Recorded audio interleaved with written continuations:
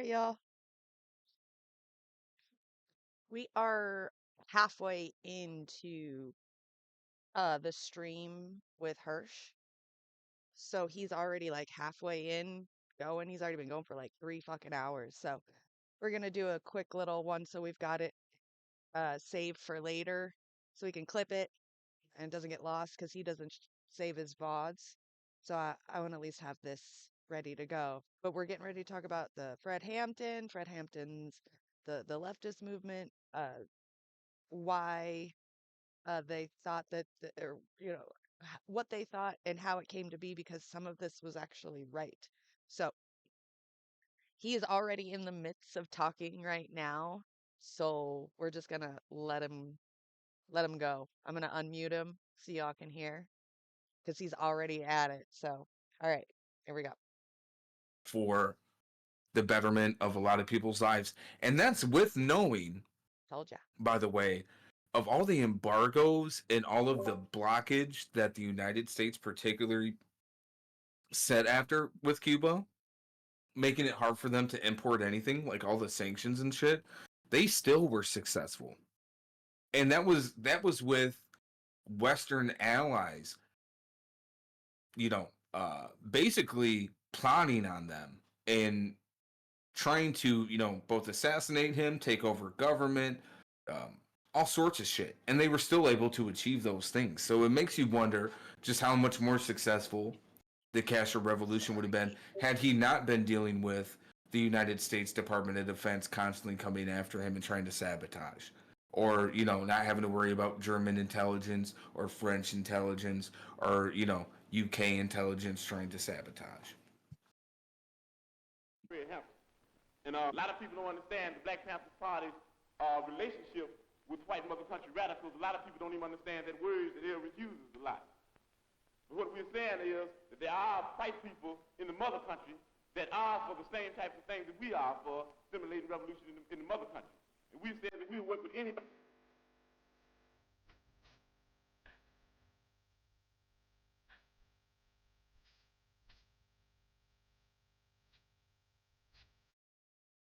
I love that quote right there. Racism is an excuse used by capitalism. It's good. Racism in itself is not something that just came about, it was something that was created. Right. And why was it created? Because people who were rich don't want all the poor people to be like, why are we poor? Oh, because all these rich people keep hoarding and taking all the fucking money.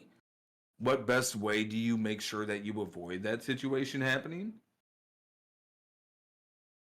You start making distinctions. Man, woman, white, black, Asian, Yep. brown, Asian. whatever. Yeah. So just, keep that in mind. We know that racism is just it's a byproduct of capitalism. A byproduct. Yes. Everything would be all right if everything was put back in the hands What up, of the Fox people. And Tees? we're going to have to put it back Good in to the hands see you. Thanks for hopping in. We are talking about Fred Hampton, Everybody in the and the state of left Illinois movement. is going to have to Politics be right involved now. or That's what even we're around talking the about. We're doing revolution because we're going to have politics one. right We're going to have to now. do How are you, more than though? talk. Good to see you. We're going to have to do more than listen. We're going to even have to do more than learn. We're going to have to start practicing, and that's very hard. We're going to have to start learning, and you learn through practice. We got to start making mistakes, and you learn through making mistakes. We got to start getting out there with the people. And a lot of times we think we're better than the people, but that's an insult, and that's criminal. Think we're better than the people. We got to get together and learn where it's at. It's going to take a lot of hard work. Education for children is something else. You ought to dig on it. Every sister in this audience. Now, every sister in this audience ought to get themselves together and come on down and help us with that Breakfast for Children program. You ought to come down and help feed them children in the morning. We have Breakfast for Children because we teach the people through practice, through observation and participation, that people can be fed free. That's the people's thing. Socialism is the people. You're afraid of yourself. If you're afraid of socialism, you're afraid of yourself. Anything that you want to say to that, Jimmy? that he's fucking right, and I feel like I'm repeating history right now. Or we should have just been listening to this fucking guy, because holy shit. A lot of people did, unfortunately. Uh, he was taken by the United States government. Have you Yeah. ever seen anything by Fred Hampton before, Jimmy? Actually, to be honest, I am a complete normie when it comes to this guy. I really didn't even hear the name Fred Hampton until a couple of years ago when a group of people tried to start a media company called that, and the family of Fred Hampton wouldn't allow them to. And that's the only thing I had heard at the time. So I'm actually still learning about this guy. I'm a normie. Okay. Yeah. Well, we're gonna go down the Fred Hampton tube today. Good. I heard he's amazing. I mean, if a big group of black people that are wanting to start a media company to start a black media company was like stopped from doing it, something's got to be big about this guy. Hmm. Well, the reason that the family, if that's what it was, I'm not 100% sure. I know that they have the Hampton Institute. Um, my thing is, if it was people who were saying things along the lines that they were wanted to, that specified on, black owned, black this, for black. That's what they Um, were doing, yeah. as you're seeing from these videos, he specifically was somebody who was against that, right? He wasn't. He understood that identity politics was a thing, but he didn't want to focus and use identity politics as a means because it's very isolationist at the end of the day and capitulates to, imperialism. Mhm. So it's it's probably the reason why his family was saying no. We don't want you to do that because it his message and the reason he was so effective is he brought about the Rainbow Coalition, and we'll watch something about that here pretty soon. But he was somebody that was able to not just reach in and tap into a lot of people that were living in the city that were, African American or whatever the case is. He was able to tap into a lot of like white rural people as well. People who normally, in a lot of cases, would probably be very much against the idea of a Black Panther Party or just even the idea of social programs in general. But when he was able to reach across and explain to people that were coming from, the rural part of America, like, no, no, no, these, breakfast programs we're doing in the city, we want to do them for you too. Because we know that even if you're a farmer who works hard for a living, you're not getting enough. You don't get enough out of what you produce. Mhm. We want to make sure that your kids get to have breakfast every single day so no kid goes hungry. I don't care who it is, I don't care how much money you make, every kid gets to eat free breakfast. That was the kind of shit that he wanted. He wanted to make sure that every area, every person had free daycare. A place where people who were working, whether single parent or if both parents were involved, could take their child, drop them off, they would be safe, they would be educated, they would be fed, and then they could pick them back up, and it was free. It was a community based program, and these were things that he ran, that he started, that he implemented, and that he focused on. Because you can't win movements with individualism, and we are seeing the ramifications of liberalism, specifically neoliberalism, because neoliberalism is a concept that revolves around individualism, right? What's good for the individual. And we are seeing the bad side of the sword of that come into play. And we need to be able to not have it be a weakness anymore, but use it as a strength, if that makes sense. Uh, Yeah, yeah, makes sense. It's just so hard. Like, how do you change an entire culture that's already been brainwashed to think that they're the king of their own bubble and nobody else matters outside of it for the last, what, 40 years? That's such a hard thing to do. Yeah, But no, yeah, and Fred Hampton was really good at that because at yeah. the end of the day, intersectionality is a thing, and you show how everything is related, right? The way that a woman is treated isn't just something that's impacted and felt by a woman, right? Because if a woman is trigger warning before I say it, just for people who might not want to hear this part, but for example, if a woman is abused, okay, Oh, I'm triggered. That's it. I'm out. No, I'm just kidding. no, but if a woman's abused, okay, it doesn't just affect that woman, because ultimately every interaction that she has with another man is going to be a trauma response from that incident. Right. And the reaction from that man is going to be different depending on the situation too. And you can ultimately end up turning somebody, and it's just like it's a butterfly effect. It's a is. chain reaction that is just a repeating cycle of pain and suffering and hate. And the whole point of leftism, socialism in particular, is to break that cycle. Yep, I agree. They have our pictures. We know they're looking for us. We know they want us, but we're still saying, even though we... Ken, you're taking off. Take care, dude. I appreciate you hanging out. Always a pleasure. We in the Black Panther Party because of our dedication and understanding what's in the valley, knowing that the people in the valley, knowing that we originally came from the valley, knowing that our flag is the same flag as the people in the valley, knowing that our enemy is on the mountaintop, our friend is in the valley. We say, even though it's nice to be on the mountaintop, we're going Your back. friend Ken said it was a joke. He was triggered because you said abuse.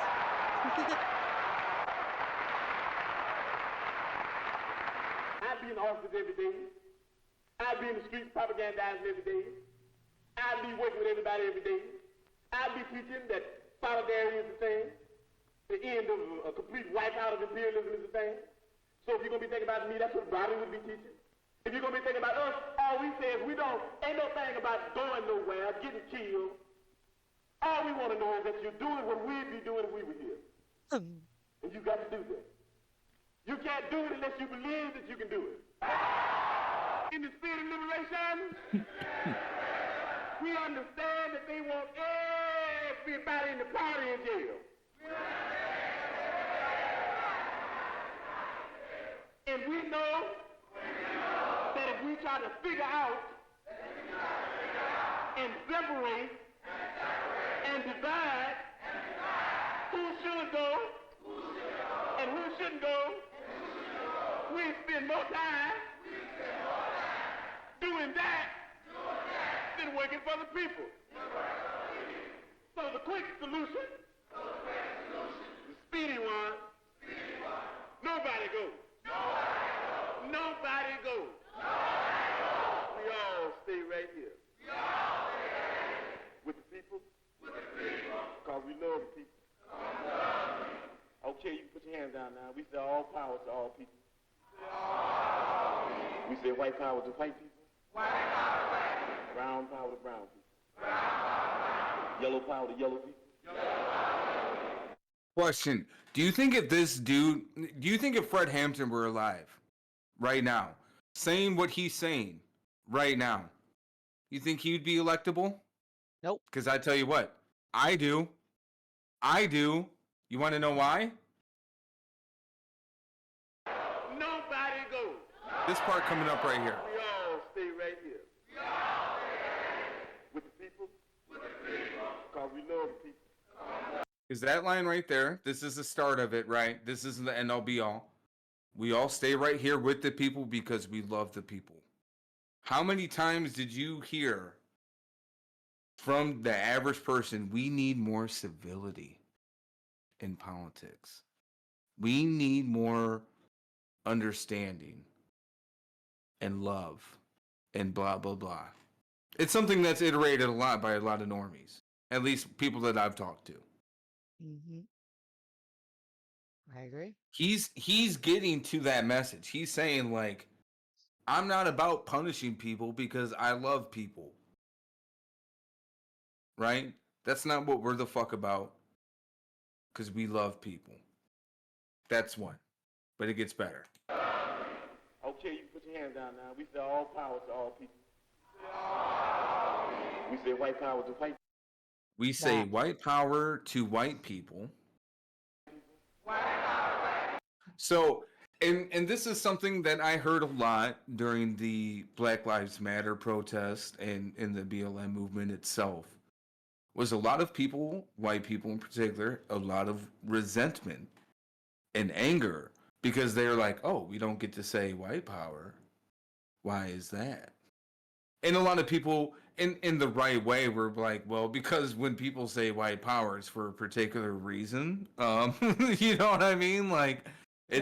It's not about freedom, it's about oppression. You know, like that's the difference. Right. Like, but he, Fred Hampton, is saying no. Power to them too. Power to us. Power to everybody. And that's why I say if he ran today, if he were alive, he could win. He could win over the average Republican voter because he doesn't speak in the liberal way of identity politics. He speaks to shit that matters. And what matters? Humanity, People being people. able, Yeah. people. Yeah. I just fear that as bad as it is now, he would probably be assassinated even sooner. You can't really the only way people get now is character assassination, right? There really isn't any like assassins anymore. All of our assassins suck, just like the CIA sucks now.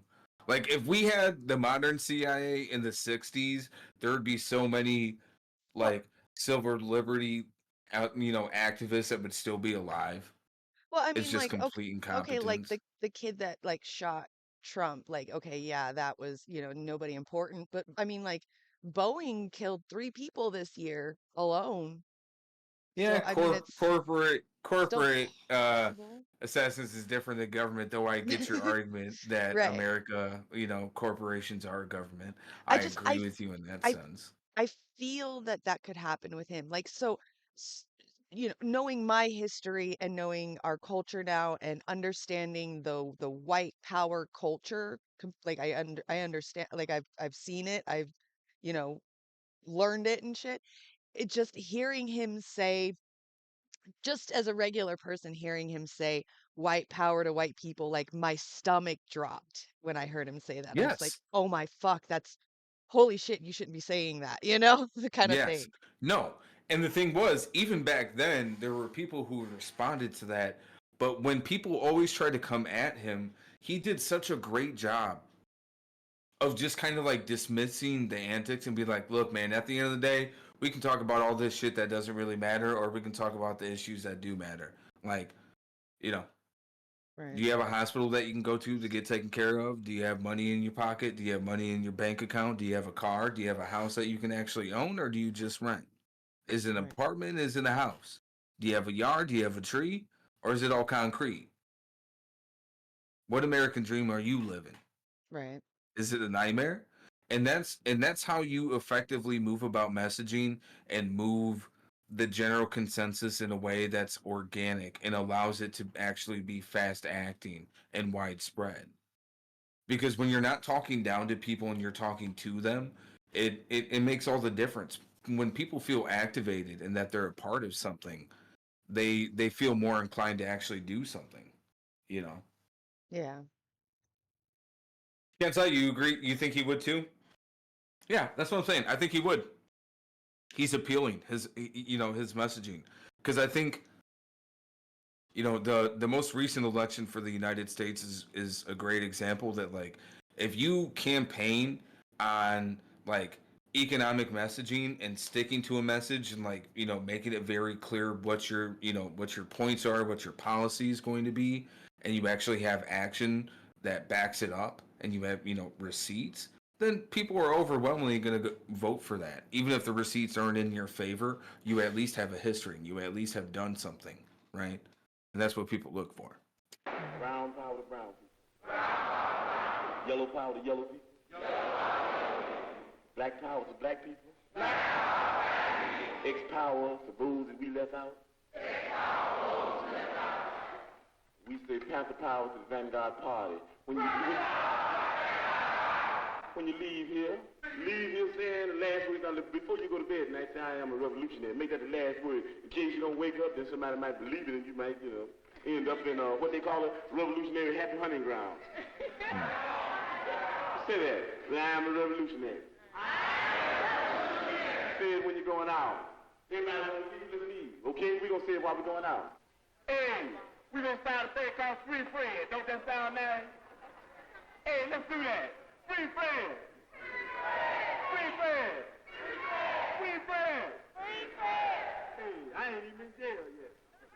That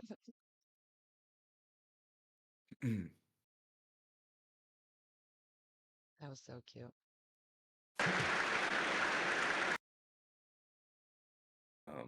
There's a Fred Hampton documentary. You can put that on. I know you're not going to be able to stay for all of it because you have your other show. I'm not sure if it starts at 2 or 4. I'm not sure. Okay. We might watch this one. This one's like almost an hour and a half.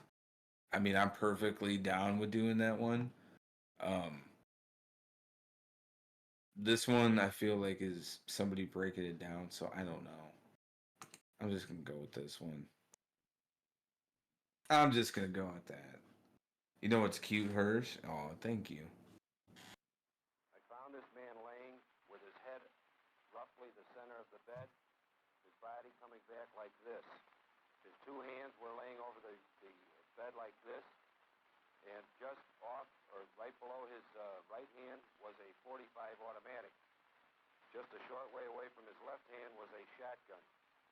I didn't know if he was, how bad he was injured, so I grabbed him by the left wrist, and I pulled him out onto the door, which had been used as a barricade.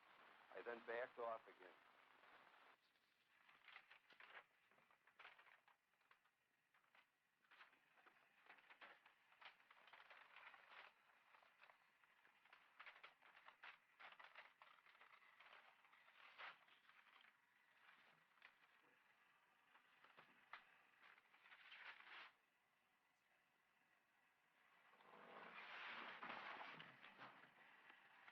So what are they doing here?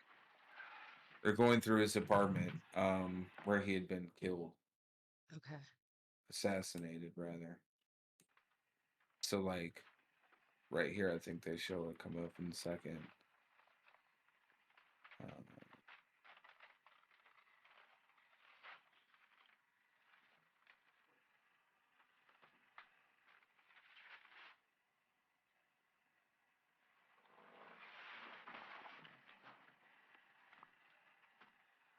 Like that's some of the blood from Right. when they dragged his body.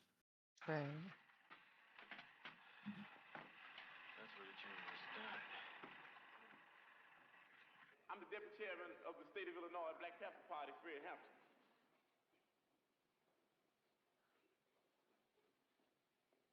I have the pleasure now to introduce who I believe is one of the baddest motherfuckers in the world. A man that did something that a lot of us ought to be very glad that he did. He was a part of making the only party which exists in the United States today that represents the people. As a matter of fact, he was one half. Him and Huey P. Newton started out in 1966. Sometimes I think where some of us were at in 1966. I think what we would have said if we'd heard about some niggas going out in the street talking about carrying some guns, fighting all them policemen because we didn't know they were pigs out there in the streets. And I think I'm speaking for the whole party of the state of Illinois. I know I am. When I say that we love Huey P. Newton, we love Elridge Cleaver, we love Bobby Hutton, we love the Black Panther Party, and we love Chairman Bobby Seale. We love them because they were the first ones that took a stand against capitalism and racism and said that we'll fight it till the end. We said we join the line somewhere, motherfucker. If you try to pass us, we'll blow your brains out. They were the first ones that came through with a program that was initiated for the benefit of the people. All those things that I named, the reasons why we love them are reasons that make it beneficial to us. But let me simply say when I'm introducing Brother Bobby that we love him because it's lovely to love. Chairman Bobby Seale.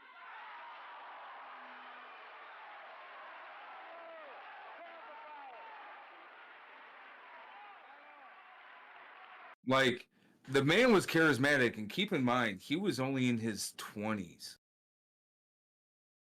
Only in his 20s.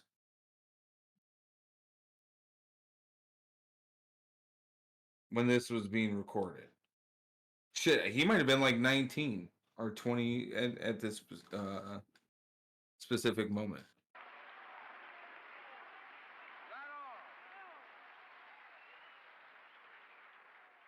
Yeah, he was 21 years old when he was dead. For some jive conspiracy.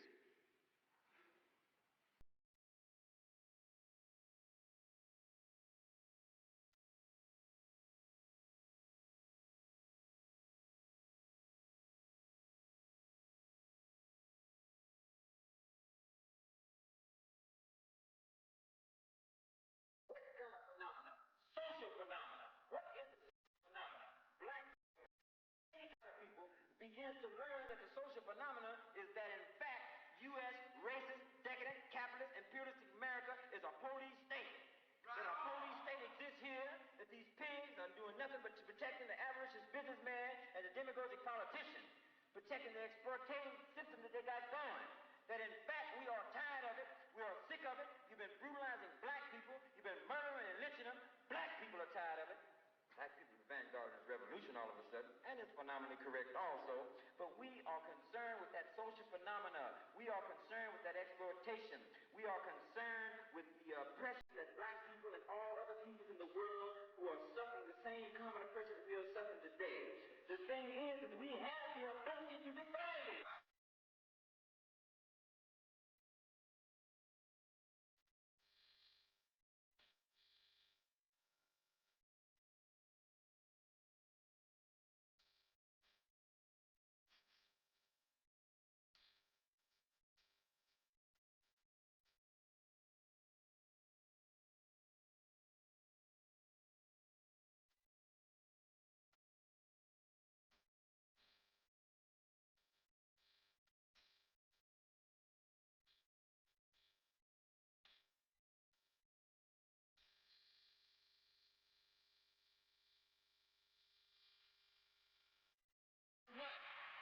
But for what? For a new system, brother. We need a new system. The people need a new system. I sat yesterday afternoon next to Bobby Seale Ooh. while he said that a federal marshal tried to ram a 4-inch piece of cloth gauze into his mouth. 3 marshals held his head.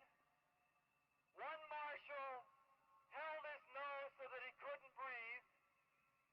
And the 5th marshal attempted to press against his mouth with all his weight this gauze that ultimately resulted in Bobby bleeding profusely around the mouth and the lips as they tried to jam this piece of object into his mouth to silence him. I'm so thirsty for revolution. I'm so crazy about the people. We're going to stand together. We're going to have a black army, a Mexican-American army, an alliance and solidarity. We're going to have some progressive whites, all of us. And we're going to march on this pig power structure. And we're going to say, stick 'em up, motherfucker. We come for what's ours. Up against the wall. So again, I think it's important to show this for multiple reasons because when you look at American civil rights history, a lot of times when it's talked about, excuse me, the main person that gets brought up is Martin Luther King, and that's done for a specific reason because in the whitewashing of American history, it is trying to be presented in a way that the only real way towards bettering and towards actual change is through democratic means, through voting, things of that nature, marching, protesting. Which isn't to say that those things aren't important, they are, but it's not the only thing. Because the civil rights movement had been doing that for a very long time and nothing was getting done. And then when you started having the emergence of armed liberation groups, that's when the needle started moving. That's when things started actually getting talked about. That's when you started actually seeing a response. Because a lot of the fundamental thought when it comes to imperialism is that you cannot negotiate with an imperialist. You cannot negotiate with a nationalist. They are not coming from it from a humanistic level because they do not judge you as human. You are not human to them. rules do not apply to you. You are there for their pleasure.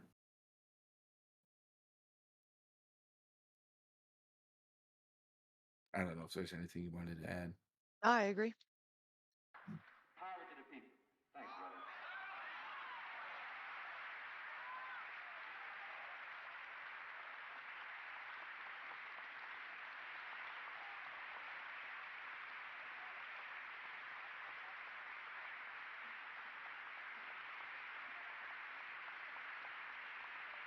You're the heroes. People are the heroes. Clap for yourself.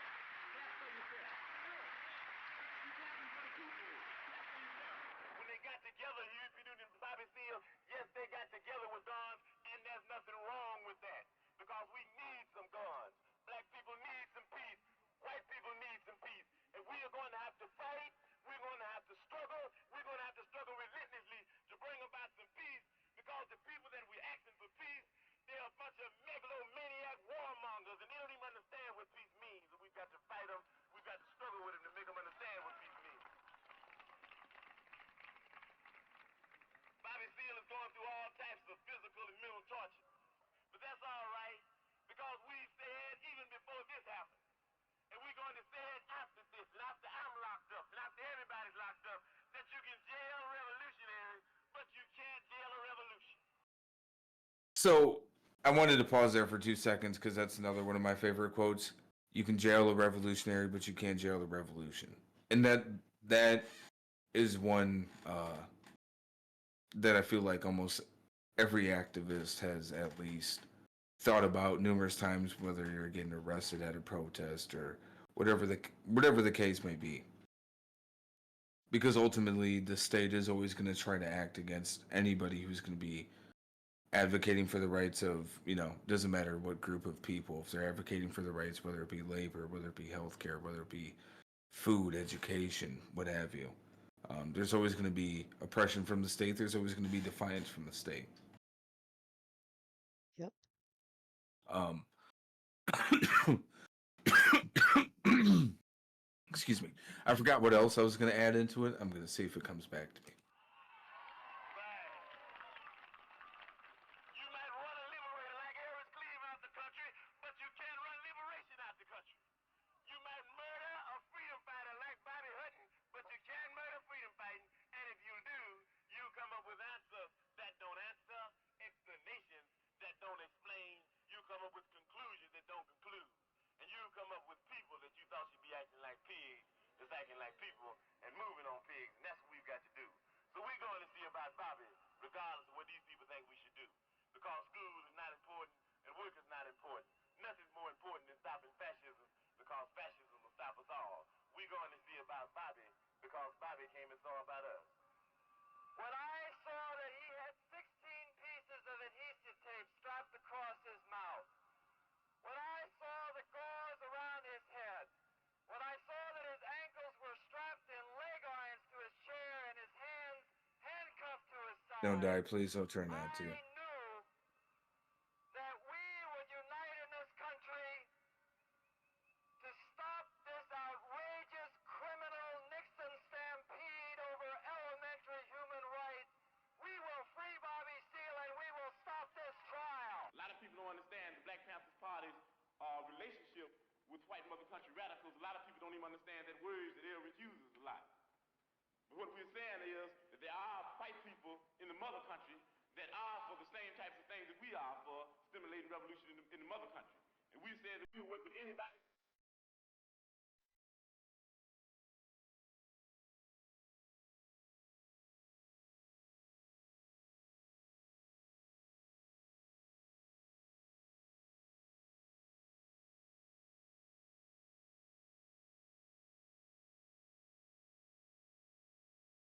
In the state of Illinois is going to have to be involved or even around the revolution, because we're going to have one. And we're going to have to do more than talk. We're going to have to do more than listen. We're going to even have to do more than learn. We're going to have to start practicing, and that's very hard. We're going to have to start getting out there with the people. And a lot of times we think we're better than the people. That's an insult, and that's criminal. It's going to take a lot of hard work. Come on in, little brother. Come on in, little sister. Y'all can sit down and get something to eat. Sisters and brothers.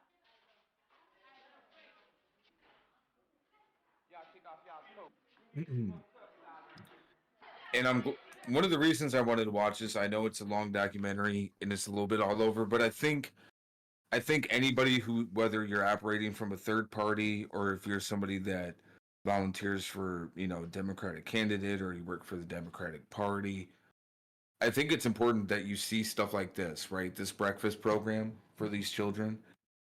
I think it's important you see things like this and understand that as a party, that's what you need to do. A lot of that money that you campaign for, start focusing on running charities to ensure that children and people in general get to have a free breakfast. Start operating programs that actually benefit people, that don't force them to have to sign a waiver that says that they believe in God or that they forfeit their beliefs. Right.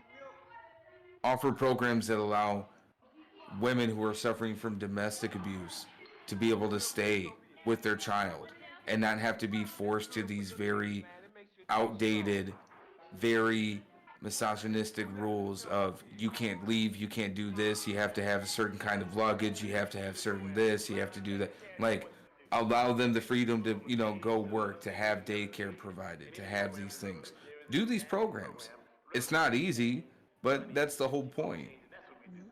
We take the people in there and take them through those changes, and before you know it, they are in fact not only knowing what's okay, Start but now you impacting know what people's you're doing. lives in a They start positive way. participating in their If you actually community help and people, supporting. they will be inspired to Yep. ensure to vote for you Yep. or vote for who you suggest. Oh, hey, you know that guy that feeds all of our kids? He was talking about like how good it would be to vote for this ballot measure, how good it would be for that. So like, oh man, if he's a good person. If he's saying that, I wonder if it's really good. We should check this out.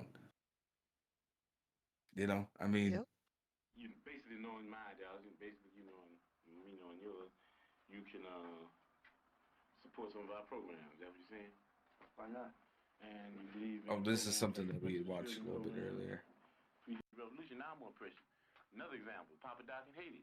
Papa Doc in Haiti hated everything white, man. So what we're talking about is there has to be education. You got Black Easter, you got Black Christmas, you got Black Brown All Day, you got Black April Fool. Ain't geared toward nobody but black businessmen. And I say that anybody that comes into our community and does any type of situation that does not meet the needs of the masses, then I, Chairman Fred of the Black Panther Party, says that I catch that nigga by his collar neck and beat him to death with a Black Panther paper. We not doing it.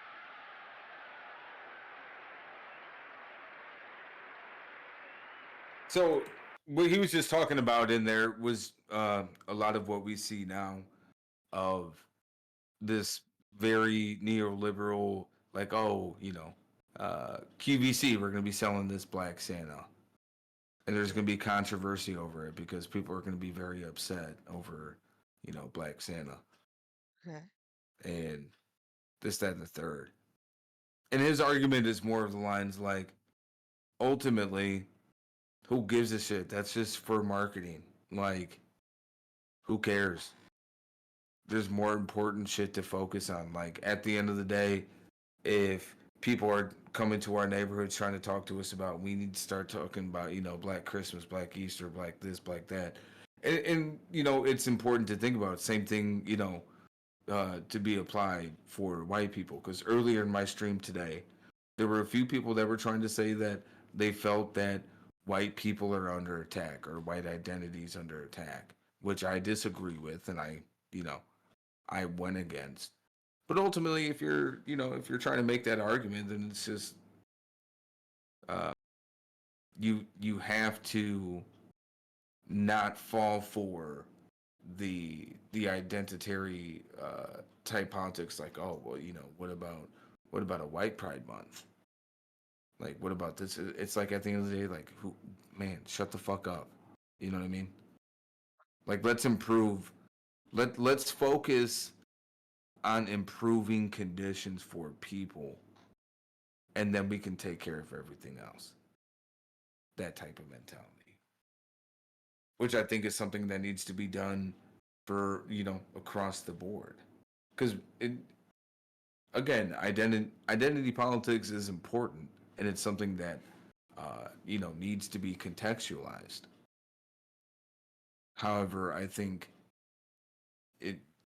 it needs to be addressed in a way that isn't isolating. Right. Because that's not beneficial for anyone. I think that's maybe the best way of putting it. Yeah.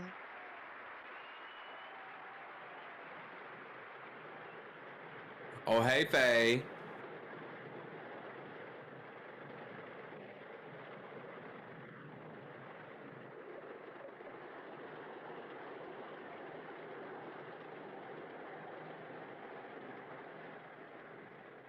In that area where you have a high infant mortality rate, where you have lead poisoning, where you have inadequate medical service, we saw the basic need for free medical service, and we worked hard and worked over long periods of time in order to make that a reality. Now, up to this day in the black community, you have doctors there who are more concerned with private wealth rather than public health.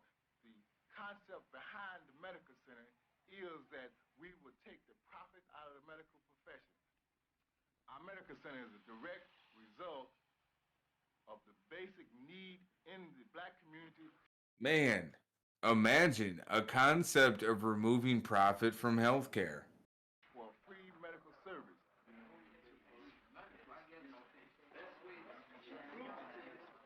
And this is where you started seeing the idea of community clinics start expanding in the United States. Because as much as the FBI, excuse me, spied on different civil rights movements, some of their programs were things that they started to adopt in their policy Next week, we got. and their rhetoric. We need one for next Thursday. Come to the clinic tomorrow for an appointment. What are the chances of getting an ambulance? Hi, Roxy. If we can buy an ambulance, that's the best chance. What about? The idea is all right, but the idea is all right, but we just have money to get an ambulance. Well, how much? Can't you use ambulance? Yes. I tell you, I'm gonna bring a couple of pharmacists from the hospital where I am. They want to come out and see it, and they're interested in working, you know. We can have patients come through, see a doctor. After they get through, get a test, what have you, then they comes in and see the people's advocate. That's a community person and partner who acts like a liaison between the center here itself and the community. He asks them what type of service they thought they got here in the center, any other criticisms of the medical center itself. Yeah, it was who created the WIC program, any benefits from today. Yeah, that's cool. You guys stay watching. I gotta go pee really quick. Sociologists, speech therapists, social workers. This is all part of the resource file. So one thing that I always want to ask, like, what they're doing right here is absolutely amazing, and something that there are some organizations that are fighting really hard trying to mimic and trying to do exactly what they're doing here. But what I find interesting is the amount of people that you ask, like, should there be programs like this for for everyone? And there will literally be some people who are like, no, nothing's free. No, brother, nothing's free. Can't pay for it. It's impossible. I'm just curious as to like why some people feel it necessary to not have that.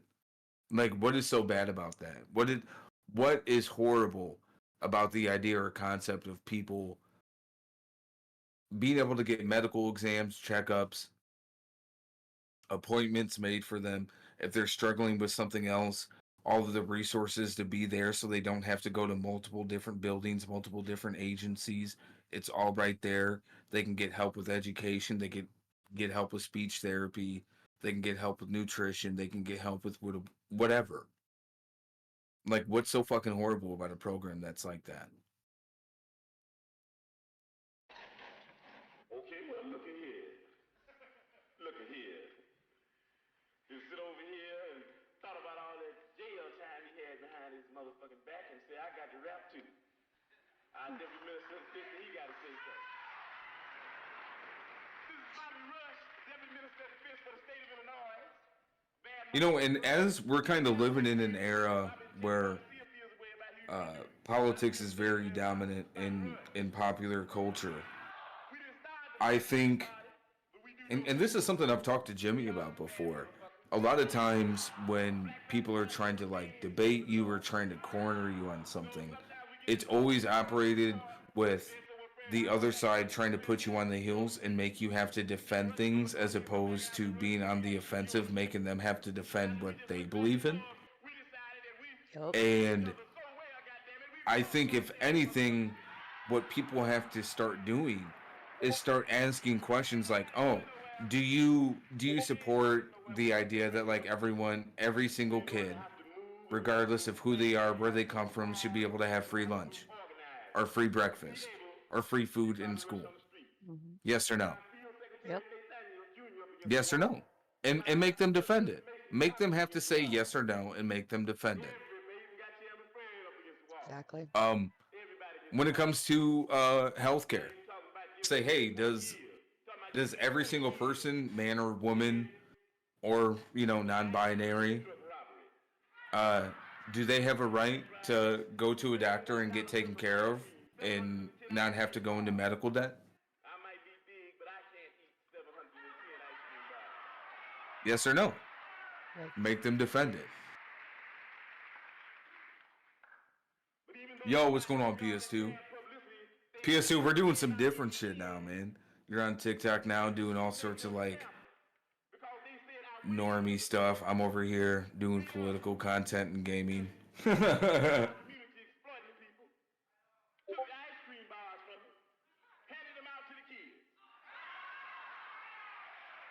Officially talking to the new head Department of Business. Let's go, Faye. Business partner. Get it?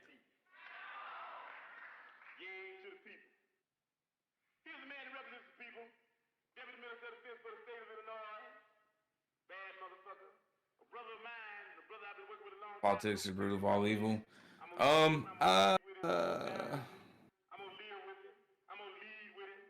Politics in the state it's in now is the root of all evil. I think government's a good thing. I think corporations and big money are bad. Like governments are important and they do work and there are great things that are done by the government even in as broken of a system that we live in. Um, it's just there are certain things that are just so blatantly bad. It's you can't just like be like, oh man, no, government's great. It's not. Um, it needs improvement. It needs to be uh, thought about differently, and it needs to be ran differently. Business partner, hell yeah, Faye, you got to get that on your card.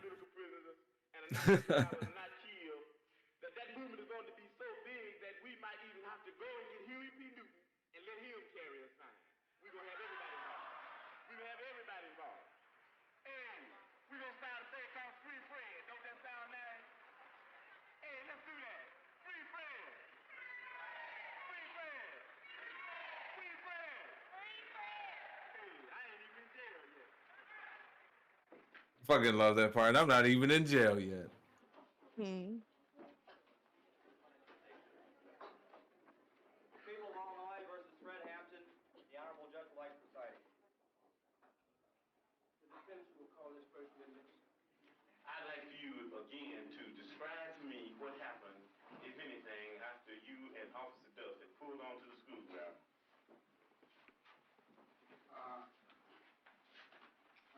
Too much shady shit going on. No, and I don't disagree that there's shady shit, but I think ultimately if you remove all the uh fancies and mysticisms, there's one of two choices that you can make as to the explanation of what's what's wrong or what's been going wrong or what's the cause of what's wrong in society. You can either think that it's government's fault and that regulations and stuff like that is to blame, or you can think that the influence of corporations and big money and people who are greedy, the very rare percentage, right? Like the top 1%, they're to blame. That fundamentally, those are the two choices that you arrive to. I tend to be the person to think it's the latter. You know what I mean? Like I think government is good. I don't think it's good in the condition it's in now. I think it needs improvement. That's why I'm very critical of it. Um, but I do think that there are parts of it that are ran well and things that are good and policies that do work and things that do need to be expanded. You know, I think, for example, you know, one thing that would be perfect, uh, the expansion of welfare, right? Like, depending on what state that you live in, I know, can dictate what kind of welfare you get and how much, etc. But I think if you had some sort of federal regulation to where, you know, people who didn't make more than 80, 90, 100,000 a year could get, you know, food stamps, whatever, WIC, I think that would be good. You know, raising the bar overall. So then that way, people who are even working full time that might be struggling, they can get help with groceries, and that can kind of alleviate a little bit of pressure and allow them to put money in the bank and invest and do things to help their family on a generational level. Maybe they can use it to get a good insurance policy if that's something that you want to keep. I myself don't believe in insurance. I hate it. I think it's a terrible thing that needs to get rid of. Uh, but if you're somebody that believes in it, I think at least with you know my proposal, you could have people that could save enough money to get a decent insurance policy instead of having to rely on governmental care if you are one of the people who care about you know deficits and budget. And,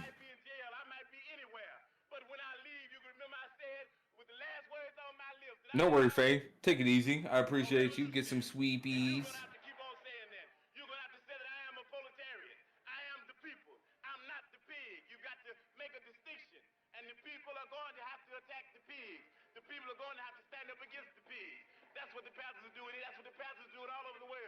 We have brought to trial here Fred Hampton. You are here to judge between two conflicting testimonies. Somebody is lying. Now, reason stands, reason is very clear here, that Private Jones, who had come from Sanford, North Carolina... Jimmy, feel free to add whatever. I'm not trying to hijack the conversation. No, no, you're good. I'm learning. Hampton, a key figure in this community, has great reason for not wanting to be put in jail. But the state's attorney and the state's attorney's office has reasons to see Fred Hampton in jail. We've got a new state's attorney, you see. And he said already what he thought about people that had different political beliefs than he had. His speeches sound somewhat like those of Hitler. And we know why he wants to see Fred Hampton put in jail. Why do I have a lot of arrests? Because of harassment. Why is that harassment? Because the people that harass me have set up a problem that made me disagree with them violently, and they set up this problem in order to exploit. Oh, and to continue for a second, I think you know another great example. There's one of two choices when you boil everything down to you know the nuts and bolts of it. You're either somebody that believes in social safety nets and you believe that they should be expanded, or you're somebody that believes that they should be cut. Those are the two choices. And me, I think they should be expanded. I think it's perfectly reasonable to ensure that people who are doing everything they can to get by, get help. And it's set up, you know, my specific, you know, call it conspiracy if you want to, but my specific thought is that welfare is kept at a specific level to ensure resentment from those who are making just enough to not be able to qualify for it. Because they're barely getting by and they see other people getting help and they want help. And they're not bad people for wanting help. they're bad people for fucking using, you know, those with less than them, uh, judging them and being dicks, but they have a right to be upset. They should be getting help too. And then you can remove a lot of that resentment that people have. Families shouldn't starve. Families shouldn't have to be making decisions. Am I going to pay this bill or am I going to get groceries? Am I going to fix the car or are we going to be able to, you know, eat out? Do something once in a while as a family. You know, am I going to get my knee or my ankle fixed after that injury that I had, or are we going to go on vacation as a family? People shouldn't be forced to have those decisions. They should be able to take care of all of those things. People have a right to live. People have a right to experience joy, right? The pursuit of happiness. People love talking about the Constitution. Let's talk about the fucking Constitution. The right to life, liberty, and pursuit of happiness. Everybody should be able to have a life to where they can go on vacation once in a while. To where they should be able to take time off and just be with their family. Right. And if that's something that's considered radical, start asking yourself, why the fuck is that so radical? Why is it such a bad thing? And why is it so extremist to just ask that people have a life that's a little bit more dignified, where they feel a little bit more respectable? Right. Yeah, and even in this video, he's speaking really good about it too. Like you were saying, if our Constitution is so important, then why is it when a group of people called the Black Panthers, with a mixed, diverse variety of different types of people all in it, come together and use not only their First Amendment but Second Amendment right, which they're allowed to, all of a sudden they're the enemies, they're the bad guys, they're the problem. Yeah.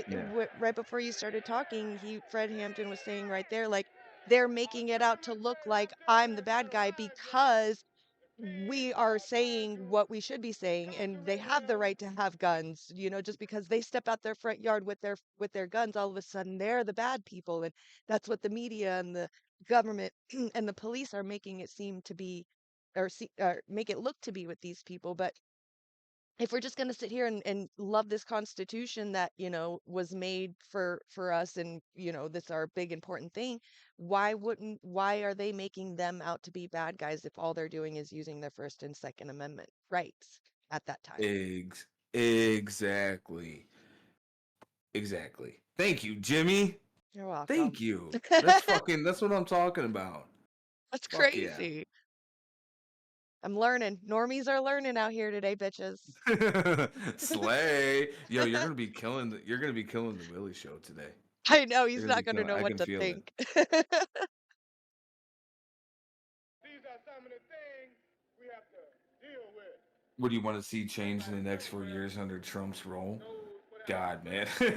Nothing that I want to see get changed is going to happen, brother. It's going to be like the complete opposite of what I want to see that's going to be happening. The complete opposite of what I want to see is going to be happening. Let me say that one more time, 3 times, Beetlejuice style. The opposite of what I want to see is going to be happening. Yep. Absolutely.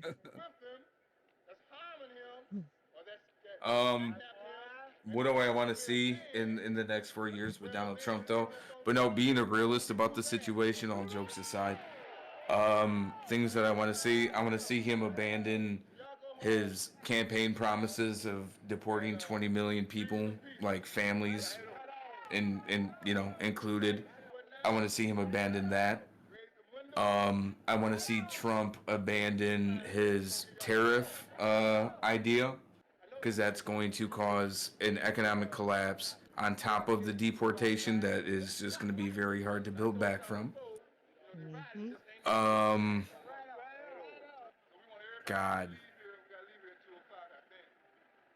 I really want him to not fund the continuation of apartheid and the genocide in Palestine being done by Israel, but that's, he's best friends with Netanyahu, and He's already signaled. I think the UN ambassador for the United States he just picked is like a pro-Zionist.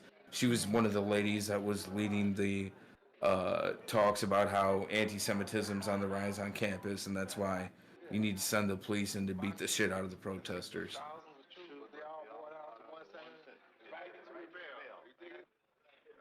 Panther headquarters. A police raid is expected. We're praying that Hanrahan leads the charge. Praying he leads the charge. I said that the kid was checking out tonight. I said it checking out. We go out there, let's go out there. Yeah, but they be here. We don't know what time they be here. The tariff sounds like the bullshit the British are living with right now because they were big dumb. Yeah, no, exactly. The Brexit shit, like they didn't really fully think it through. And once they started feeling the effects, they were like, "Oh shit, can we go back? Can we do it? Can we go back to the European Union?" And they're like, "Actually, you know what? Matter of fact, no." And like, we actually like you not being a part of us now. Sorry.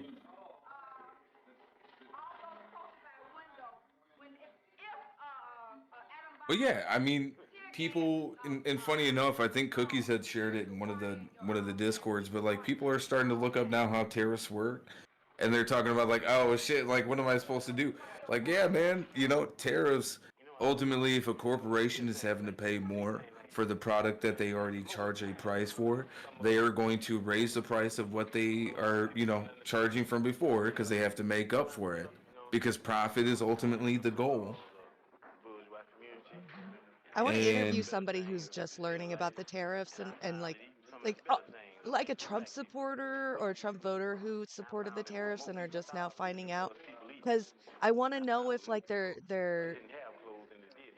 like the trend of can I change my vote? Like, are they starting to figure out the manipulation tactics that all politicians use to make us believe what they want us to believe so we can vote for them? Like the tariffs that Trump was like saying it was amazing and it was really good and for our economy.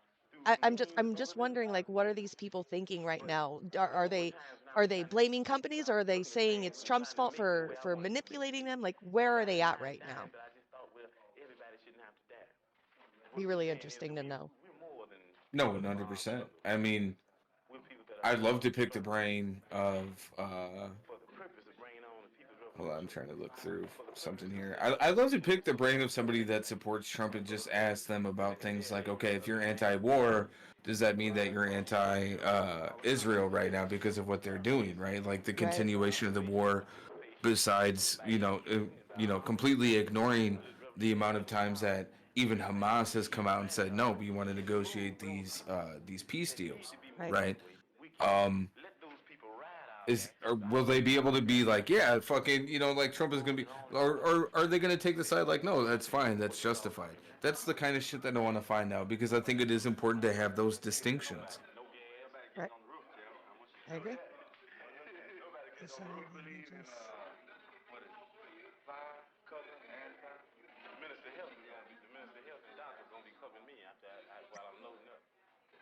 Now, but see, in other given situations, like when you're trying to fight an enemy, see, because when you got ice on him, and you got firepower too. Um, so I think I am gonna leave it right there because there's something else that I kind of want to go into. It was something that I was thinking about recently, and something I can continue on when Jimmy has to take off. Uh, oh wait, hold on. I think I'm good it's till the 4. So I'm good till 7 your time. okay, cool.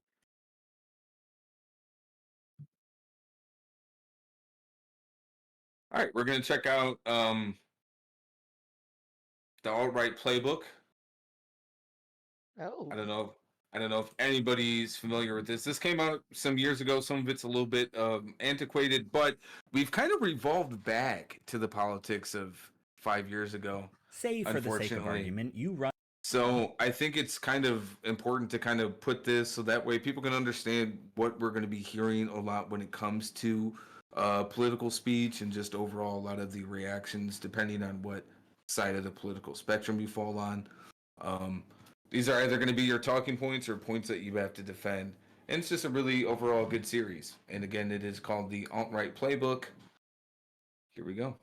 run a modestly successful YouTube channel, and given the current political reality, you're thinking of doing some videos on the alt-right. Let's say you've been trying to understand the alt-right for some time and would like to do a series that tackles the big questions. What are the rhetorical strategies the alt-right uses to legitimize itself and gain power? How do these strategies work? Why do they work? How do we keep from falling for them? And, importantly, how do we catch ourselves when we start using them too? You're thinking of calling this series the Alt-Right Playbook. Setting aside that any lefty who makes a YouTube series with And just pointing out the fact that, in that slide, he says, and when you start using them too.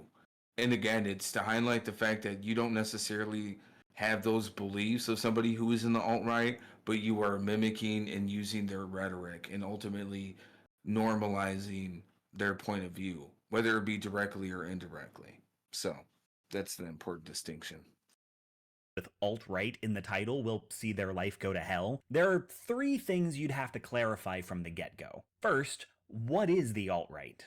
For clarity's sake, you'd have to tell people that the alt-right is a pack of loosely aligned groups and individuals that have existed for quite a while at the peripheries of American conservatism, but have recently gained footholds in the Republican Party proper. The term alt-right implies more or less what you think it would, positioning themselves as the young, edgy nirvana to the antiquated motley crew of 70s and 80s conservatism. They seek to replace and critique the likes of Barry Goldwater and Ronald Reagan for being, let's not mince words here, not reactionary enough. The alt-right, the people who adopt the label and those who just parrot their talking points, has high overlap with white supremacist think tank the National Policy Institute, Stormfront and the Ku Klux Klan, Breitbart News and various sections of 4chan, 8chan, and Reddit, sections of the asshole atheist community, anti-feminist YouTube, pickup artists and rape apologists, the not all men, all lives matter and Gamergate crowds, and basically anyone who uses the terms social justice warrior or virtue signaling unironically. Not everyone in these groups is in the alt-right, but the alt-right traffics at the intersection between them. There's a wide range of differing and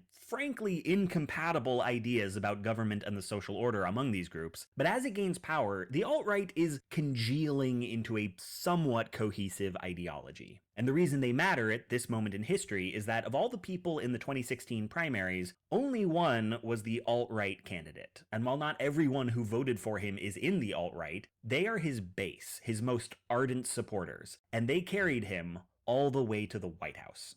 Next, you'd want to clarify why they're called the alt-right.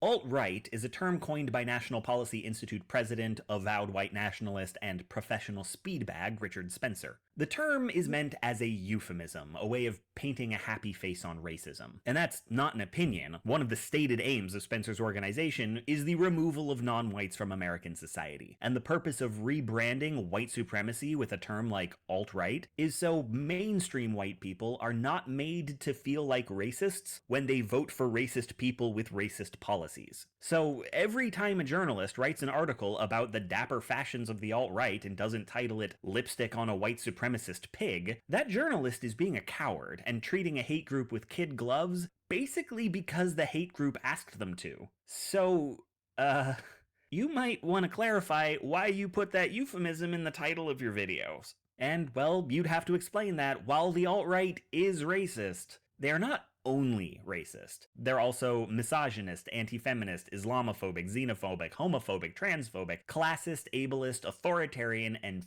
fiercely anti-intellectual. So if you just did a find and replace of each instance of alt-right with white supremacist, you'd actually be leaving a lot out. That's not much of a defense for the term alt-right, it just paints a happy face on a bunch of horrible stuff, but it is useful to have a term that refers to the whole cluster, and you don't have the kind of internet pull where if you coined your own term, anyone would know what you're talking about. So you'll just have to promise not to use alt-right as a euphemism. When the alt-right is racist, you will have to call them racist. When the alt-right is homophobic, you'll have to call them homophobic. If you're stuck with their term, don't use it the way they want you to. Third, you'd have to cover how to engage with the alt-right, which is actually pretty straightforward. Don't. The reasoning there may not be immediately obvious, especially if you, say, once devoted an entire video to the importance of talking to anti-feminist hate mobs. So you'll have to explain. You have since then learned how such debates with the far right often go, thanks to conversations with people who have more lived experience than you. If some guy on Twitter shoots his mouth off about how, for instance, only precious snowflakes would care about how many black women are getting roles in Hollywood, maybe you push back on that. Maybe the conversation gets heated. Maybe you debunk his arguments, make your points, and he walks away in a huff. For you, the interaction is over. But for folks on the far right, it often isn't. The far right keeps mental lists of people who represent the things they're mad about. The symbol of the liberal media, the symbol of video game feminism, the symbol of trans activism.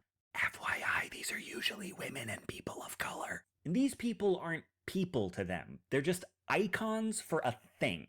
And the way they express anger about those things is to attack those people. So while you leave the argument and have a lie down, eat a sandwich, feel better, he maybe vents his frustration by hacking the email of whomever represents black women in Hollywood this week. This doesn't happen every time, or even most times, but it happens reliably enough that anytime you try and debate with a reactionary, you are gambling with someone else's safety. The purpose of debating these people is not to change their minds, but to stem the flow of lies and bad rhetoric. So, like he's talking about right here, ultimately, you're seeing just how the identity is being used by them, right? Where it's just, it's a dehumanization, and it's just kind of more of a scapegoat, like, oh, this representation by women is, and it's an attack on men, and it's an attack on white men. And it's part of the perpetual victimhood that you'll see often whenever you're talking to somebody that is coming from the right.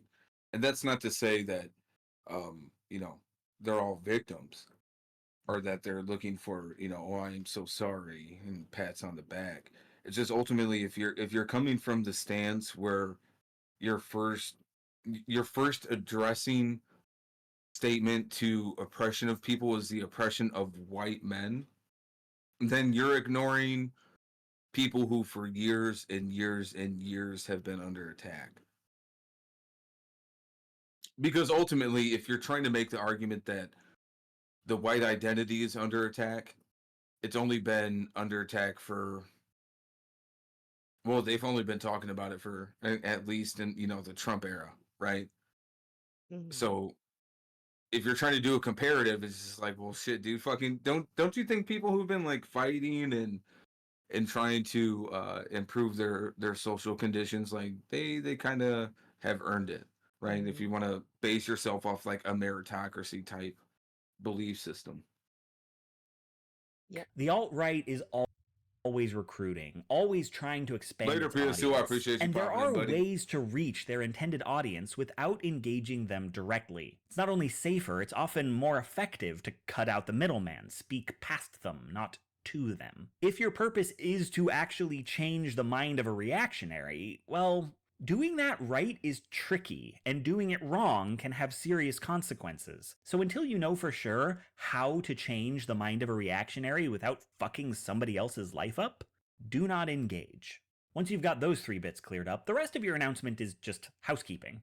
Because there are a whole lot of topics to discuss, you'll want to keep the videos short and to the point, and you'll have to alternate them with videos in your more usual wheelhouse, or else after a few months of nothing but this, videos would just be 5-minute blocks of sustained screaming. You'll try to release them in batches when the subjects interlock, but you'll also try not to make any promises about your schedule. And you'll have to clarify that anything you say, no matter how insightful or well-researched, is ultimately your opinion, and invite people to expand or push back on your ideas, provided they can do so civilly. And you'll have to be clear that if people are coming to you for solutions, you do not as of now have any. You're not at solutions yet. Maybe you will be by the end of this, but for now, all you know is, if you want to win, you have to understand why you've been losing. And if you want to defeat an enemy, you have to know how your enemy thinks.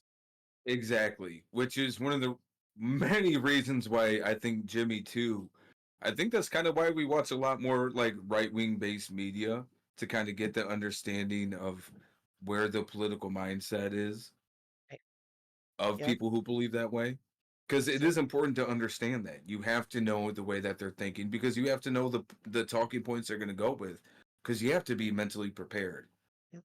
You have to. you have to know that they're going to probably come at you about immigration, trans rights, white identity politics, while dismissing identity politics and saying identity politics is the reason Democrats keep losing. But white identity is important. Mm-hmm. They'll try to operate from an emotional level too. They'll throw something in there to try to get you upset. They'll be like, oh, well, you know, trans women can't have babies. Yep. And then they'll just expect you to get upset. Because it's frustrating because they try to deduce it down to some very dumb and, again, antiquated, today's word of the day, Yep. Yep. belief system. Yep. Then all that's left to say is, welcome to the alt-right playbook.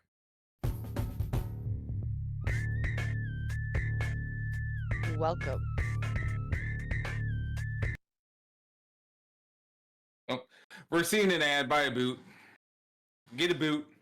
Get a boot. Say, for the sake of argument, there's this guy who's running for president. It's late in the campaign, and one of his chief liabilities as a candidate is that over a dozen women have reported that he sexually assaulted them, among them his ex-wife and a 13-year-old girl.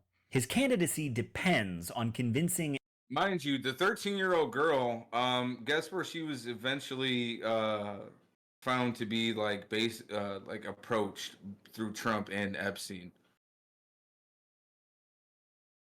Enough of the voting public that these accusations are false. You But like then, boots? I shortly like before boots the too. election, audio leaks of this guy backstage on TV and unaware his mic was on, not just admitting to, but bragging about kissing and groping women without their consent. So the first question is, how's he gonna spin that? And the answer comes in the form of an internet apology video where he begins with something like, I don't know, I never said I was a perfect person or claimed to be someone that I'm not. At which point, you pause the video Oh, why like, is it- dude, yes you have. You have done literally both of those things. So you pop on over to Twitter and comment on how this guy's apology opens with two comically untrue statements. And like flies to manure, his supporters show up in your mentions. And they say, that audio is from years ago. What he means is he doesn't speak that way about women anymore. To which you point out, yes he does. He did, like, 2 months ago. And they say, well, his opponent's husband actually does those things. And you reply, those allegations are far less substantiated, and if they're true, This is where the I'll candidate's disagree. not responsible for her husband's misconduct, and if they're true, that doesn't make this guy innocent.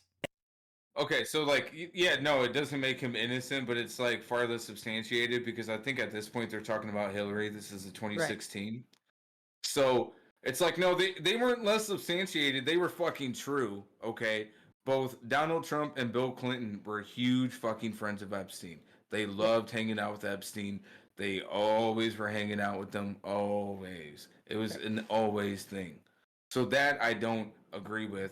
But this last point, I ultimately do.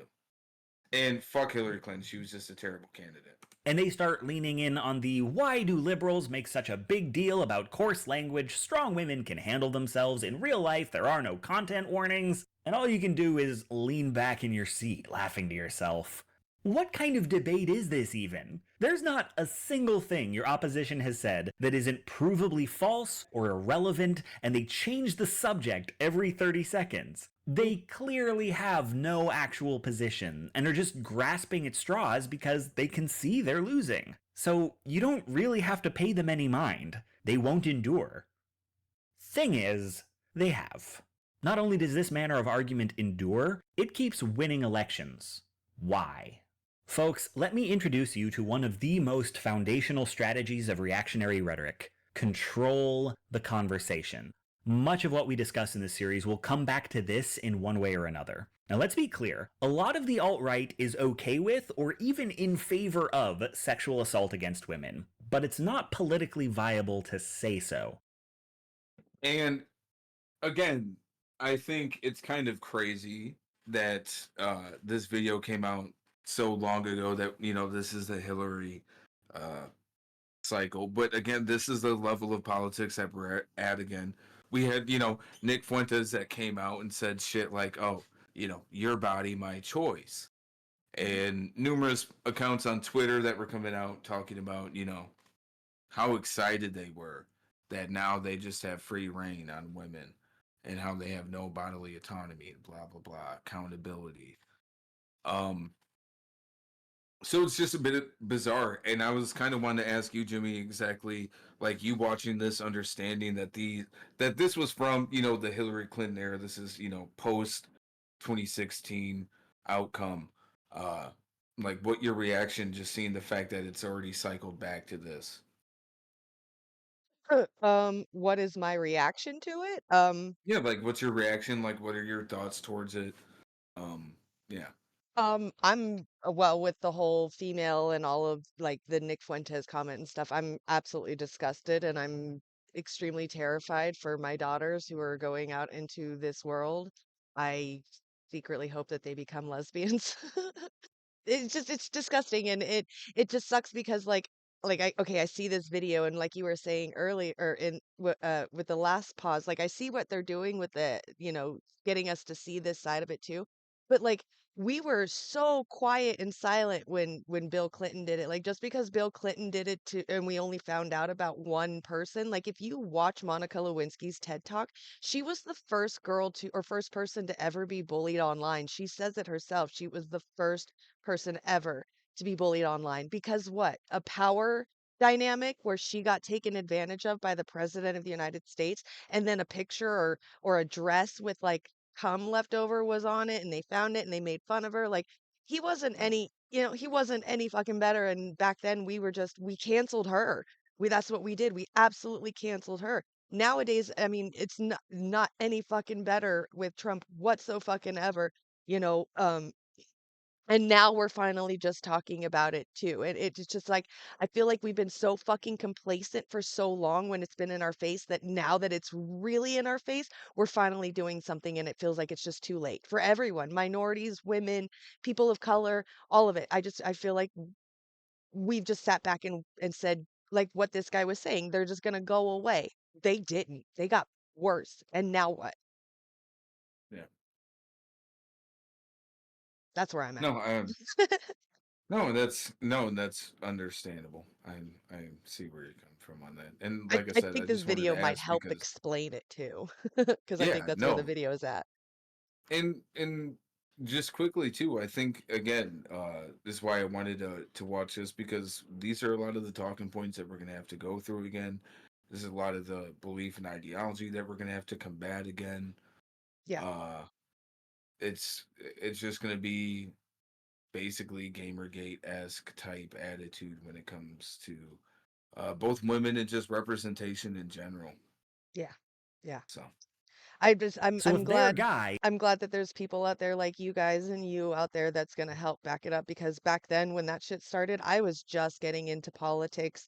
I was just learning all this stuff. Like I'm 8 years deep in it now. So, like all that stuff that I was afraid of getting from the Gamergate and all of that shit, like it's a possibility that it could come to people like me now because my face is out there, my name is out there. I make content. So it's definitely a little bit more scary, and I'm glad that there's people out there like you guys that are, at least backing, us up and are on the right side of history of all of it. Because yeah, it's terrifying.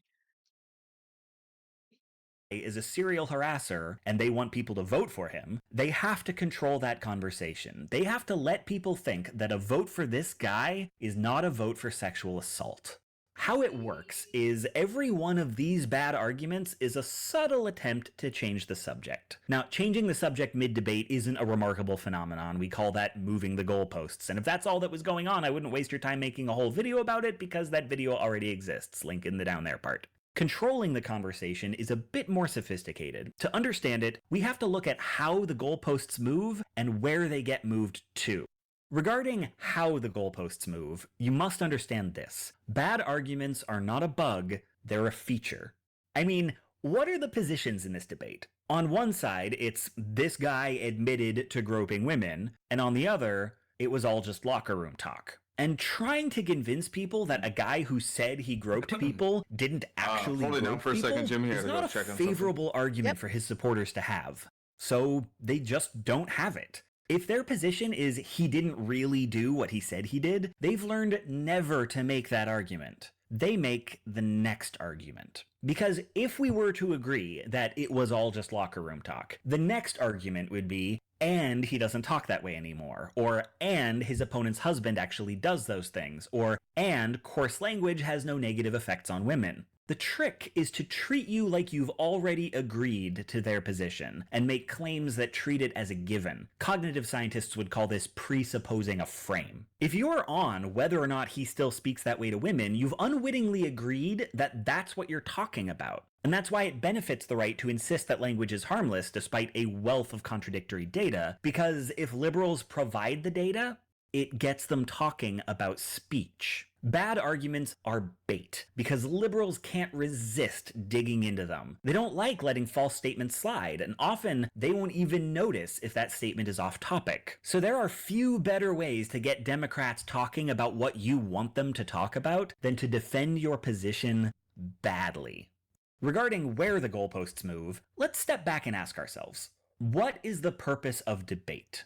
The liberal conception of debate is usually along the lines of Joseph Joubert's adage, the aim of argument or of discussion should not be victory, but progress. You're thinking Plato and Glaucon, or maybe Debate Club. Two sides debate until one side wins, or until a third conclusion is reached together. That's what I Either think. way, the goal of debate is to arrive at the truth. That's not what debate means on the right. There, debate is a chance to perform strength, integrity, and certainty. There, you don't debate until a victor is declared. You debate as long as you can keep eyeballs on you, forever if possible. There, the truth doesn't win because nobody wins, not in any formal way. You may scoff at that, but let's think about it.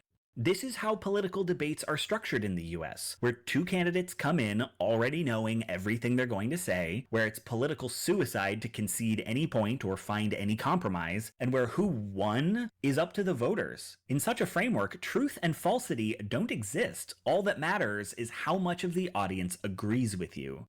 And if that's your framework, then what's in your best interest is to steer the conversation swiftly and efficiently to something you and your opponent will never agree on, because that gives you the most opportunities to look firm in front of an adversary. The value of turning a conversation about sexual assault into a conversation about sexist language is that the effect of sexist language is a place where the left and the right are fundamentally at odds. This is something Republicans can argue about till the end of time, because the left's understanding of systemic issues does not jive with the right's views on personal responsibility. Yes, of course, if the president spoke this way in the White House, it might be alienating to any woman who works there, but the right sees this as a personal failing on the part of the woman, not a systemic failing on the part of men. Sure, he shouldn't have said that, but really, she needs to lean in. And all the articles, all the data, all the reports that say that's not how this works in practice, they are useless in the framework of a performative Twitter argument or a 1-hour TV debate. A proper understanding of institutional sexism just takes longer than that.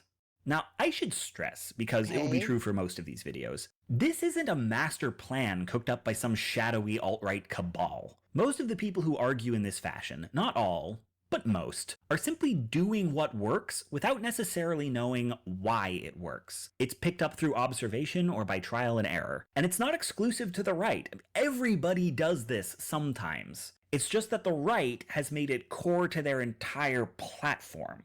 Anyway, why would anyone use this framework? Well, if your opposition has facts on their side, then you need a framework where facts aren't important. But more broadly, if the goal is to win over the public, then the public does respond to honesty, but they also respond to moral certainty. And the right tends to sell certainty better than the left sells truth.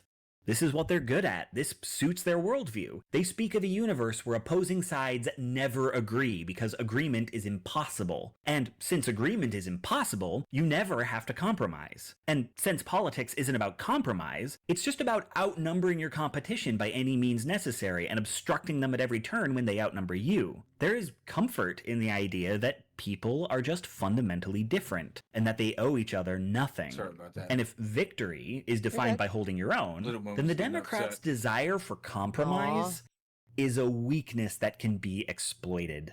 On a gut level, the right knows what debate means on the left, knows that the left wants to meet in the middle. So all they have to do is bait the left into having a discussion on.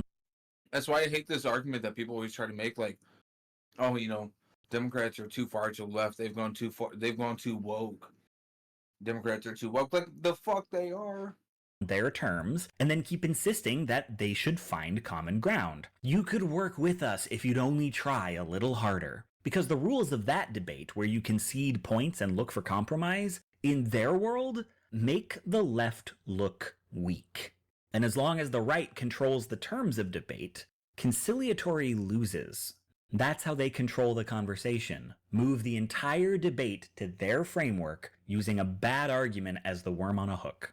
Now, understanding this, you may find yourself tempted to engage in that debate because, knowing the rules, you think you can dig in your heels, put on a better show, win over more of the audience. But the one piece of advice I have for you is never take the bait. Don't let them turn you away from the real subject. This guy assaulted women, and that has nothing to do with speech. Theirs is not a game that can be won by progressives. Even if you ruined them for some ignorant comment on the First Amendment, you'd only be legitimizing their rules, and those rules do not lead to a functional society. They are based on the idea that differing types of people can't work together. So one just has to beat out all the others. You can't expect to run on those principles and not get flooded with Nazis, homophobes, and handsy rapists. So get it out of your head that you can win in a debate with the far right, that you can beat them at their own game.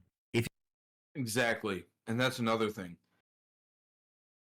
Whenever you're trying to have a discussion with somebody that is obviously, as you can tell, like an alt-right member, it's not about trying to change their mind. It's about the people that follow them, that look to them for information, to try to feel like as if they can have somebody that is like them to give them the explanation that they need. Because for whatever reason, they can't do it themselves. Maybe they work too much. Maybe they don't have the education. Maybe they, fill in the blank. If you find yourself playing their game, you've already lost.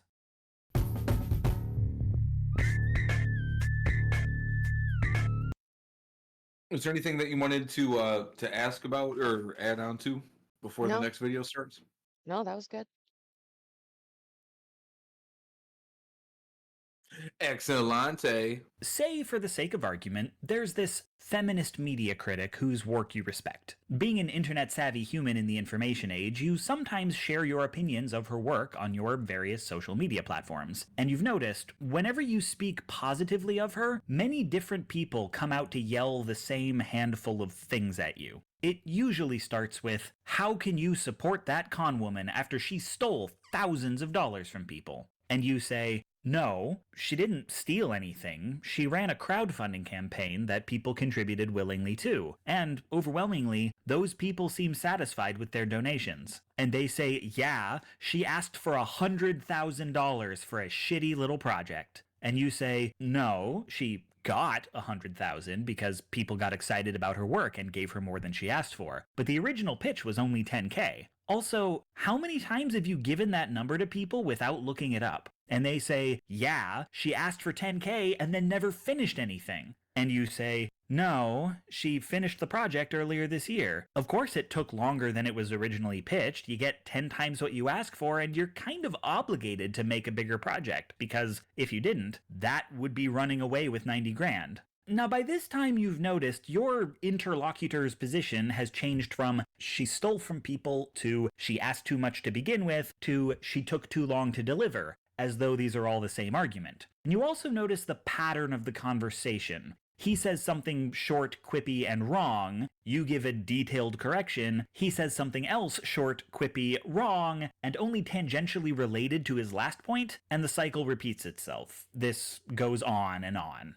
And it's not, you've noticed, just this discussion. You find this manner of argument often when you express left-of-center beliefs. You talk about the election, someone says you vote Democrat because you must have a conservative father you hate. You talk about polyamory, someone says if you have more than one female partner, you must be a sexist. Or they just say you're faking a non-regional accent. Yeah. The running theme here is all these people who ostensibly want a frank exchange of ideas spend a lot more time making accusations than asking questions. Because why ask what you believe when they can tell you what you believe and make you correct them? And if you ever don't go to the trouble of correcting them, must be because they're right. And you're not naive, you see what's going on here. This isn't about conversation. No, this is about boxes. When you say something cogent that they don't agree with, and they get the sinking feeling that you might start making sense, they need a reason not to listen to you. So they reach for a box to stick you in. Dishonest feminism, fake progressivism, daddy issue liberalism. No one in those boxes is worth listening to, which means as long as they've got you in one, they're not at risk of having their minds changed. This whole thing isn't even an argument with you. Not really. They're presenting themselves with arguments for why they don't have to listen to you. So your first reflex is to defy their expectations. Actually, my dad was a draft-dodging hippie who told me he loved me every day, and I never said what genders my partners are, but I promise they're all feminists. As for my accent, actually I don't know what to do with the accent thing, but the point is, I refuse to fit in your box. And if they can't put you in one, if they can't dismiss you outright, they'll have to engage with your argument. But if you've spent any time arguing with angry dudes online, and it is mostly dudes, you know what I'm about to say. They don't. This accusatory, condescending attitude never falters, because a technique that has permeated anti-progressivism is to never play defense. Now don't get me wrong, what I said about the right fitting the left into simplified boxes as a way of preserving their own egos, I do think that's a thing, at least for many people much of the time. And I think the reassurance it brings is why the technique stays so popular. But that framing is about how individual people are feeling in isolated moments, and leaves out the larger game that's being played. Because there is a long-term strategic value to never playing defense, and it's less to do with arguments than with attitude.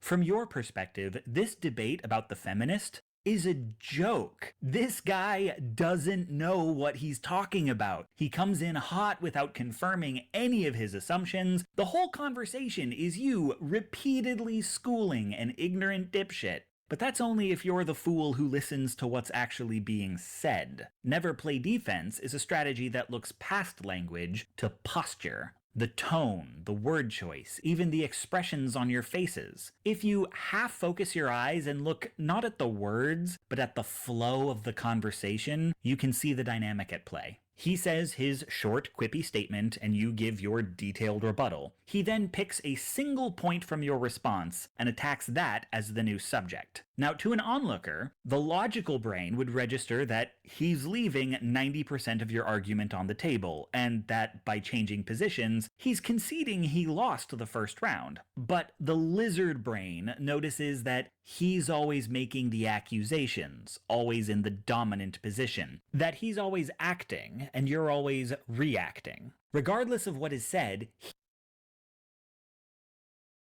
And what political party does that? Republican. What political party is always in the dominant position when it comes to different topics, and what party is always doing the reacting? I mean, yeah, no. Yep, it's the Republicans, absolutely. He displays all the outward signs of winning. So on a purely emotional level, he leaves the impression of being right. And I have never had an argument look like this that wasn't in public. This is a technique that means speaking not so much to the other person as to the people watching. Liberals tend to operate as though voters are beings of pure reason and neglect that rational people still have emotions, and those emotions factor into what they believe. And that long after this argument is over, when people only half remember what was said, what lingers on is what impressions the speakers made. Ronald Reagan coined the phrase, "If you're explaining, you're losing." The trick is, if he's always accusing, then you're always explaining. This technique of winning by looking like you're winning isn't new, and historically it's been used by both parties. But modern liberals seem especially susceptible to it because it plays on one of their big weaknesses, which is, and I say this with love, the liberal fantasy of putting someone in their place.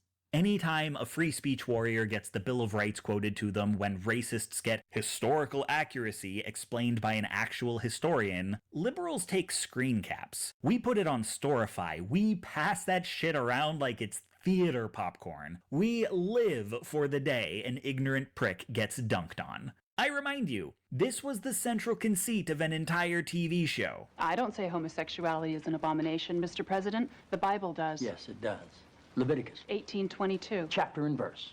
I wanted to ask you a couple of questions while I had you here. I'm interested in selling my youngest daughter into slavery as sanctioned in Exodus 21:7.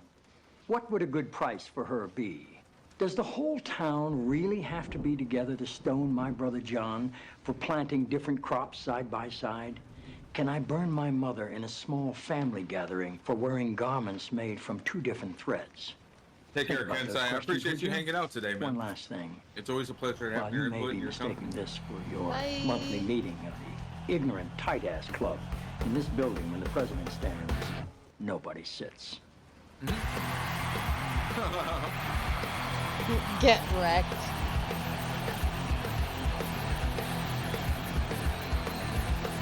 By the way, liberals love them some West Wing. I've never seen it. Liberals love it. But let me ask you, in all these scenarios, who's doing all the explaining? The reason scenes like this are so satisfying is precisely because they activate the emotions. They present a world where giving a detailed explanation looks like winning, and where having one given to you looks like losing. Everyone wants to be Joseph Welch telling off McCarthy. At long last, have you left no sense of decency?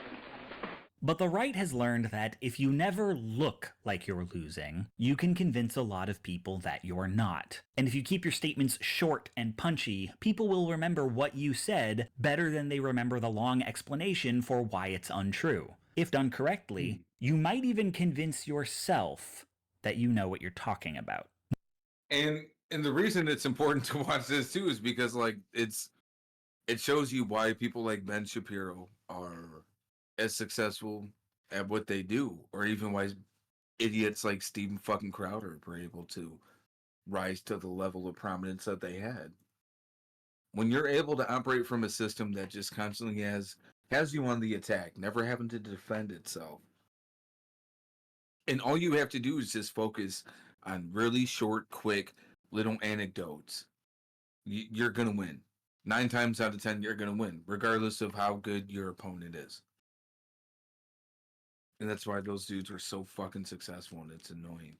Now, again, this is not exclusive to the right. This is how most teenagers argue, regardless of their politics, where it's less important to be right than it is to be better than someone. But mixed with control the conversation, see previous video, the right has a full-bodied cocktail for manipulating how the left argues. But where it gets dangerous is in how the alt-right has capitalized on this. This argument isn't just about sticking a woman in the lying feminism box so she doesn't have to be listened to. It's also signaling to anyone watching what box they should stick her in. Even if an onlooker recognizes that she literally did not con anyone out of their money, the idea that how much she asked for or how long she took to deliver are relevant to her credibility is still planted in their heads. It subtly suggests that the next time they feel threatened by a female media critic, maybe they should look at how much money she makes, how long her work takes to produce. Maybe they don't have to listen to her because they've got this handy box. So what's most valuable to the alt-right isn't who wins or loses any individual arguments, it's the mechanics of the argument itself. It's the boxes. Over the last several years, the far right has pushed hard on a number of reductive categories. The cultural Marxism box, the reverse racism box, even terms like beta and mangina are just shorthands for the failed masculinity box. The alt-right is a veritable box factory, putting huge swaths of leftist rhetoric, most especially that would rebut their core positions, into categories where they can be summarily ignored.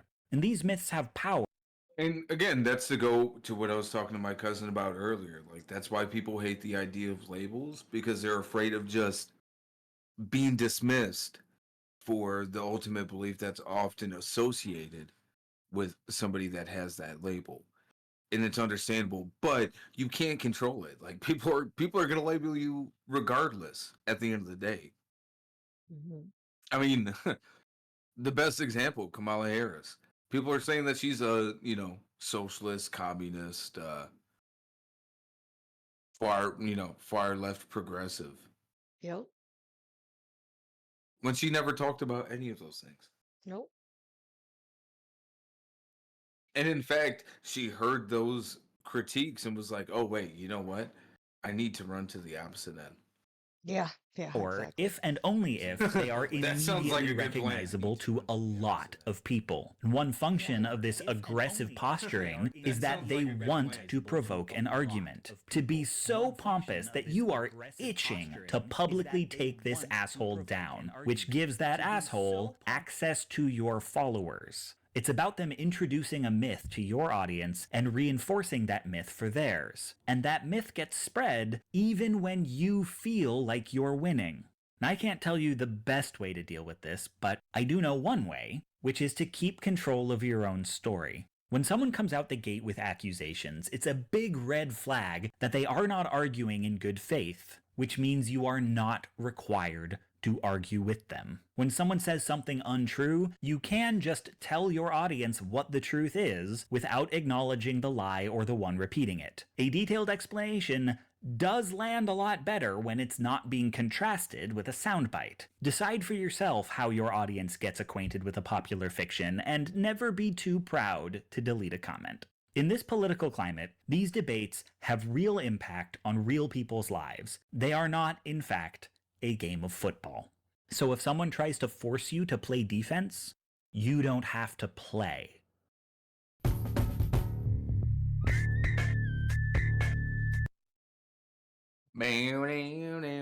Well, unfortunately, I've been going for almost 6 hours now. I know you still have a show that you have to do today. So I'm going to go ahead and shout out. If you guys are not following Jimmy, do yourself a favor. Don't be a fuckwit, okay? Go follow Thank you. Jimmy. She Yes. will be streaming with Willie Bragg That's on right. Braglands. That's right. Anything you wanted to plug before we wrap up the day? Yeah, no, you did it. Thank you. Shout out to my chat. I got Aaron and Kayla up in here holding it down too. So thank you. Sweet. Appreciate you guys. Yeah. Hopefully we'll be able to do another episode soon. I honestly was not expecting to do a political stream today. I was gonna do a State of Decay 2 stream, and then a couple people joined. We just started talking, and then I was like, "Well, fuck it, I'm bringing up a video." And then 6 hours later, here we are. That's right. Here we are. But no, I hope everybody learned something today. I hope everybody had a good experience. It was really nice. I got to expose a lot of people to some great information, stuff they weren't aware of. Fred Hampton, honorable mention. It was a good time. Thank you so much for being part of the journey. Everybody who participated. Until next time.